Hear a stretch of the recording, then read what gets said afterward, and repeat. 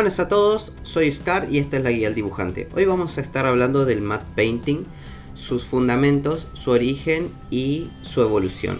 También algunos tips para poder tener una idea de cómo realizar esto. El matte painting nace en la industria de la televisión y el cine con la idea de abaratar costos en la producción de escenarios. Con esta técnica lo que se hacían era crear escenarios ficticios, superponerlos a un set y que puedan tener una sensación de unidad y que todo el escenario parezca un mismo entorno. Se realizaban escenarios ficticios que producirlas hubiese sido un gasto enorme de costos, por eso se utilizó esta técnica. Consistía en pintar con pintura mate en una placa de vidrio que luego sería superpuesta a la cámara en el primer plano. La pintura estaría realizada en los sectores que se necesitaba escenario y se dejaba libre para que se pueda ver en escena real. De esta manera los actores podían interactuar en ciertos espacios y la pintura iba a estar superpuesta para que dé una sensación de unidad y todo el escenario pareciese unificado y sea un mismo entorno. Una de las películas que utilizaron esta técnica fue El Ciudadano Kane, generaban esa sensación de realidad. Uno de los filmes más famosos que utilizó esta técnica fue Star Wars. Se puede ver, por ejemplo, en los hangares de la Estrella de la Muerte. Eran en realidad pinturas que se realizaban en esta técnica. El matte painting en ese tiempo se hacía de manera tradicional. Llevaba alrededor de semanas e incluso meses realizarlo, ya que tenía que tener un nivel de detallismo y realismo muy alto para que dé unificación con lo que se está filmando en el set. La técnica dejó de usarse ya que la tecnología avanzó y comenzó a utilizarse la generación de escenarios mediante el CGI. Una de las primeras en realizar de manera muy lograda este efecto es El Señor de los Anillos. E incluso hoy en día es una de las películas que si uno mira está muy bien logrado y con el pasar de los tiempos no perdió esa calidad. El pico más alto de esta tecnología vino con Avatar, en donde fue la pionera en traer un avance mucho mayor. Lo que es el matte painting quedó totalmente obsoleto, pero se empezó a incluir el arte conceptual mediante computadora, fue llevando a ese tipo de arte el matte painting. Hoy en día se pueden ver muchos libros de artes conceptuales para poder generar un primer boceto y concepto del escenario del mundo que se está generando. Para realizar esta técnica de manera digital se pueden utilizar editores como Photoshop u otros, pueden buscarlos, hay varios. Se tienen que tener en cuenta la perspectiva, la composición, la luz, el color y también un plus serían las referencias. Siempre hay que partir por un boceto, algo rápido que dé una idea de lo que va a ser la composición, que tengan notas o pequeños bocetos de cómo va a ser la luz, de cuáles son los elementos que se van a utilizar, para poder tener un mayor desarrollo y una vista general.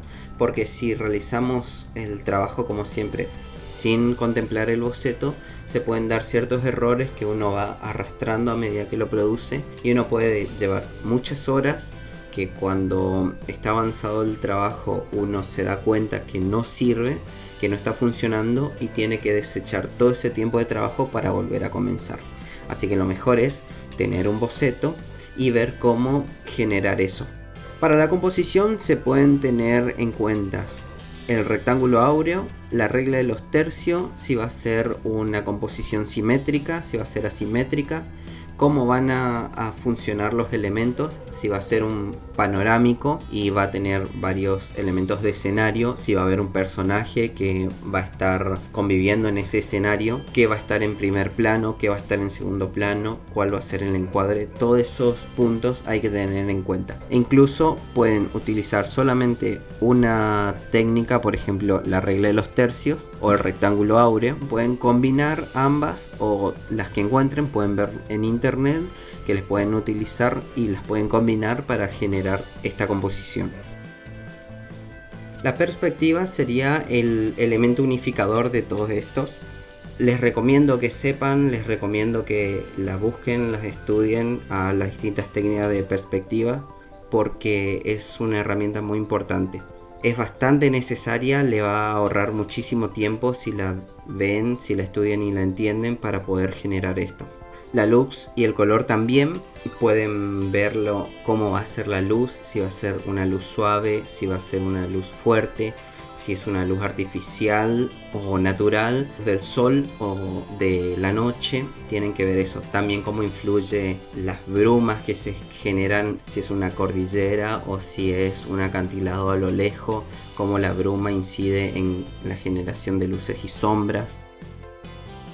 El matte painting se basa en tratar de dar una sensación de realismo.